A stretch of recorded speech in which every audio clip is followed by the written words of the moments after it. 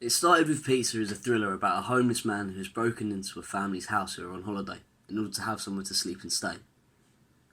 As the man stays there, he begins to uncover a dark curse left on the house by its owners, which causes the man to eventually be scared out of the house.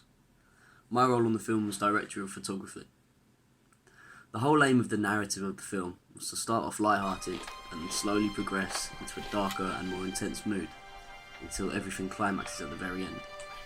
The structure was strongly inspired by the structures of most horror films, which we hoped would complement our film's dark undertones in order to create a tense and creepy story for the viewers to watch. Are you looking to fulfill your... Another inspiration of mine as the cinematographer was Requiem for a Dream.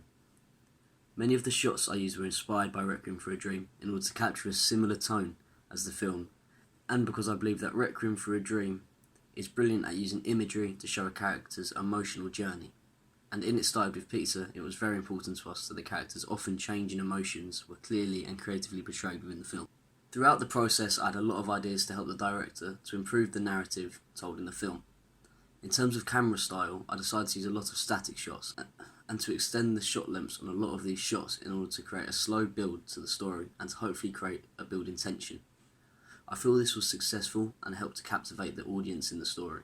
In contrast to this, in the climax of the film in the third act, I used more shorter shots and also shot the section handheld to add to the chaos and represent the character's unstable mental state at this section of the film. I feel as if this was successful and nicely contrasted earlier moments in the film in order to carry the plot forward. Furthermore, the use of camera movement throughout the film was used appropriately to create a more realistic setting and to help the viewer to empathise with the character's situation. Less successfully, I used the low-lit setting in order to add to the dark and dreary mood of the piece. Although I felt as if this succeeded to create emotion at most points in the film, I feel as if there were certain moments where the shots were too lowly lit, and I feel as if overall this had a negative impact on the film's cinematography and portrayal of the narrative.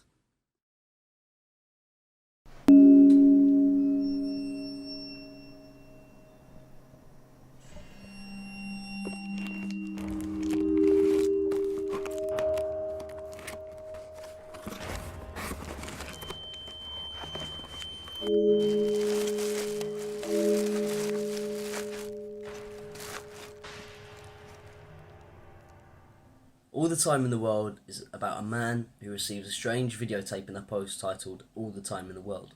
He's convinced that he has arrived at the wrong house but gets tempted into watching the tape, which reveals that he's being stalked by someone, implying that maybe he doesn't have all the time in the world. The brief for the film gave a lot of restrictions that I was not used to working with in previous work. The main restriction here for me was the minimal amount of dialogue we were allowed to use. The restriction made me realise that maybe dialogue is something which I have relied on too heavily in my previous work. In order to overcome this big restriction, we began brainstorming effective ways to tell our story other than the dialogue. From this we discovered that our best ways to build our world non-verbally would be through the lead character's emotions, to help to emphasise what the character is going through, and through imagery to help and set our dark and gritty tone in the film. A third effective way we built our world and told our story was through the music we used. One part of the film which we thought would be essential to building our world was the content of the videotape in the film.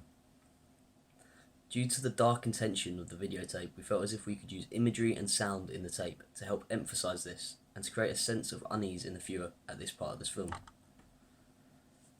We decided to take inspiration from the famous videotape in the Japanese horror film Ringu. We analysed the tape in Ringu and came to the conclusion that what makes the footage effective is the use of static, the low quality footage, the creepy imagery, and the simplistic music played over it.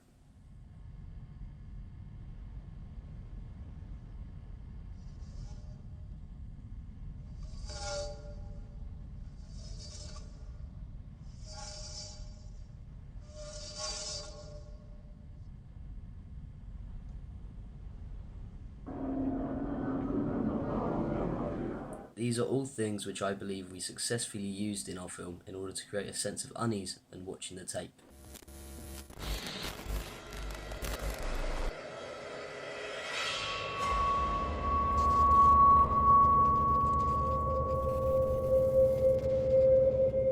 Furthermore, when writing our film, we used Todorov's narrative theory in order to create a cohesive and linear story structure. I feel like this was very effective in our final outcome for the project.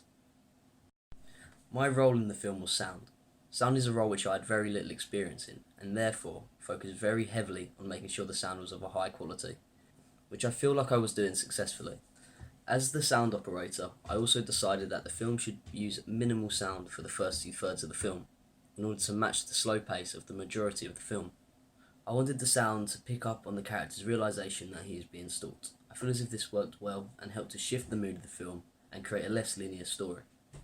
Where the sound failed most was in the few lines of dialogue we had, where the sound was of a lower quality than the rest of the piece, which became more notable by the difference in quality between the dialogue and the rest of the film.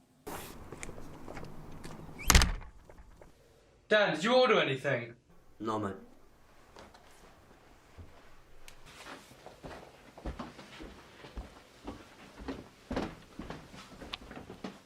In the future, I would like to use sound in a more creative and experimental way, now that I feel comfortable with it, and I would also focus more on capturing the highest quality sound possible. Overall, I feel as if the film worked well at creating an immersive story. The main problem, in my opinion, was that the film felt quite rushed and should have been longer. To improve this in the future, I would take the time limit restrictions into more account and would make sure that the pace and story of the piece would work to its fullest capacity in the time limit given. I feel like using sound to tell a story has helped to improve my storytelling ability, as I was completely focused on one thing, which resulted in me spending more time thinking about how to tell a story with sound, rather than having to think about other departments as well.